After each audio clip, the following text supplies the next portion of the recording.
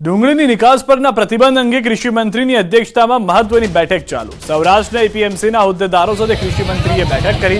કૃષિ મંત્રી રાઘવજી પટેલ અને એપીએમસીના હોદ્દેદારો વચ્ચે બેઠક થઈ। બેઠકમાં સૌરાષ્ટ્રના ડુંગળીની ખરીદી કરતા એપીએમસીના હોદ્દેદારો હાજર રહ્યા। ડુંગળીની નિકાસ અને તેના ભાવો મળે તે દિશામાં થઈ રહી છે બેઠકમાં ચર્ચા।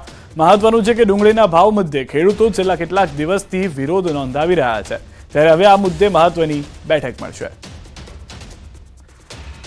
તો રાઘવજી પટેલ અને એપીએમસી વચ્ચે બેઠકને લઈને મહત્વની જાણકારી હાલમાં વધુ માહિતી ન્યૂઝ 18 સંવાદદાતા દીપિકા પાસેથી પણ મેળવીશું। દીપિકા, સૌથી વધારે મહત્વનો મુદ્દો છેલ્લા 4-5 દિવસથી ડુંગળીને લઈને રહ્યો છે, શું નિરાકરણ આવે તેવું હાલમાં લાગી રહ્યું છે? કેટલી મહત્વની આ મીટિંગ ખેડૂતો માટે પણ?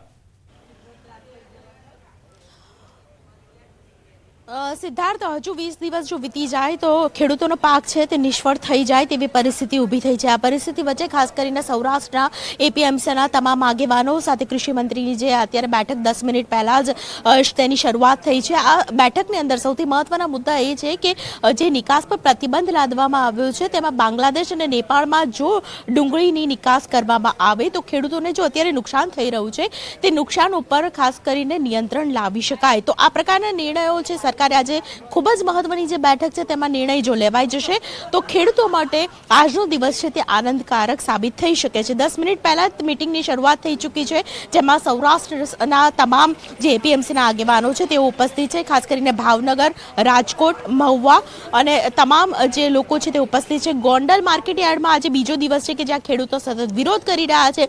આ વિરોધનો અંત લાવવો હોય તો આજે મહત્વની બેઠકની અંદર કોઈ ચોક્કસ નિર્ણય લાવી શકાય તેમ છે। ખાસ કરીને નિકાસની જે પ્રતિબંધ છે તે પ્રતિબંધ બે જે ભારતની નજીકના બાંગ્લાદેશ અને નેપાળ છે તો તે બંને જે દેશ છે તે બંને દેશમાંથી ખાસ કરીને નિકાસ પ્રતિબંધ હટાવી લેવામાં આવે તો 20 mm થી જે 40 mm ની જે સૌથી નાની ક્વોલિટી સાઇઝ તેની હોય છે ડુંગળીની, તે સૌથી નાની ડુંગળી જો તેનું વેચાણ શરૂ થઈ જાય તો ખાસ કરીને ખેડૂતો માટે મોટી રાહત થઈ જશે। એટલે આજની બેઠકમાં આ મહત્વના નિર્ણયો છે તે લેવાઈ શકે તેમ છે। સિદ્ધાર્થ, આભાર દીપિકા સમગ્ર માહિતી બદલ। તો જે ખેડૂતો છે તેઓ આજની આ મીટિંગ ઉપર મીટ માંડીને બેઠેલા છે।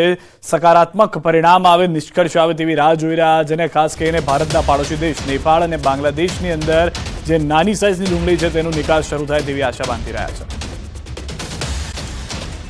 આ તરફ મહેસાણાના બ્રાહ્મણવાડા મહિલાઓએ દારૂના અડ્ડા પર જનતા રેડ કરી। ગામમાં સામાજિક પ્રસંગમાં કેટલાક લોકો દારૂ પીને આવ્યા હતા, જેના કારણે ગામની મહિલાઓમાં રોષ ફેલાયો અને દારૂના અડ્ડા પર પહોંચી દારૂનો નાશ કર્યો હતો। જ્યારે અમે જોવા ગયા ત્યારે દારૂનો કટ્ટો લઈને અમારા આદમીઓ જ બધા ઉભા રહ્યા હતા અને અમારો પ્રસંગ બધો બગાડે।